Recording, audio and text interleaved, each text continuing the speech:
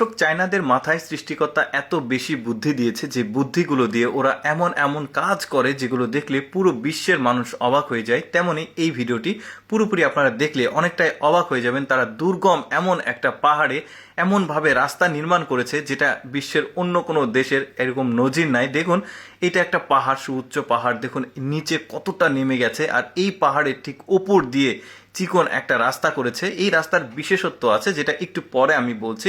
আগে একটু রাস্তাটা দেখিয়ে নিই যে কতটা দুর্গম আর কতটা কঠিন এই রাস্তাটা। দেখুন একদম খাড়াভাবে উঁচুতে চলে গেছে। এই যে দেখুন এখানে একদম উঁচুতে উঠে গেছে, আবার ওইখান থেকে আবার নিচে নেমে এসেছে। এইখানে একটা জায়গা আছে রেস্ট নেওয়ার জন্য। আচ্ছা, এবার আমি আপনাদেরকে খুলে বলি ব্যাপারটা। এটা হচ্ছে সিঁড়ির রাস্তা, অর্থাৎ আপনি বাইক, গাড়ি, কোনো কিছু যানবাহন নিয়ে আসতে পারবেন না। হেঁটে হেঁটে আপনাকে এই রাস্তাতে ভ্রমণ করতে হবে।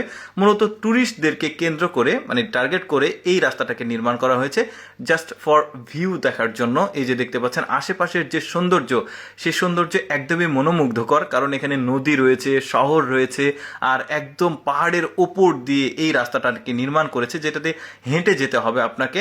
অনেকটা দীর্ঘ রাস্তা, মানে যাদের ট্রেকিং করার অভ্যাস রয়েছে, হাঁটার অভ্যাস রয়েছে, পাহাড়ে ওঠা নামার অভ্যাস রয়েছে, তারা কিন্তু এইরকম এক্সট্রিম লেভেলে রাস্তাগুলোতে ভ্রমণ করতে আসে। দেখুন কিছু কিছু জায়গাতে একটু পর পর রেস্ট নেওয়ার জায়গা আছে, কিছু দোকানপাট আছে দুই একটা করে, আর মানে সুযোগ সুবিধাও আছে, বিদ্যুতের ব্যবস্থাও রয়েছে।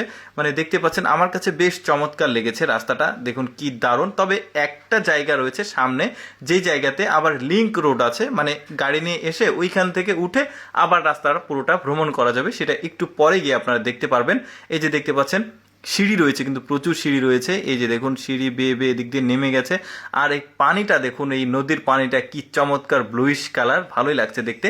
এই যে সামনে যে জায়গাটিকে দেখছেন, এই জায়গাটার নিচে একটা রাস্তা রয়েছে যেখান দিয়ে গাড়ি নিয়ে এইখানে আসা যাবে, কিন্তু এখানে এসে আপনি রেস্ট নিতে পারবেন, একটু আশেপাশে ভ্রমণ করতে পারবেন। আর এইখান দিয়ে যখন যাবেন এই রাস্তা দিয়ে আপনাকে হেঁটেই যেতে হবে। এই যে দেখতে পাচ্ছেন সিঁড়িগুলো বেশ চমৎকার, যে টাওয়ার, মোবাইল টাওয়ার রয়েছে। আর সামনের দিকে এমন একটা সুন্দর স্পট রয়েছে, যে স্পট থেকে আপনি আশেপাশের 360 ডিগ্রি চমৎকার ভিউ পাবেন, সৌন্দর্য দেখতে পারবেন। একটু পরে গিয়ে সেটা দেখতে পারবেন ভিডিওর শেষের দিকে, যে সামনে কেন এত মানুষ এত কষ্ট করে সামনের দিকে যায়, এই রাস্তাটাকে অতিক্রম করে। একটু পরে গিয়ে সেটা বুঝতে পারবেন।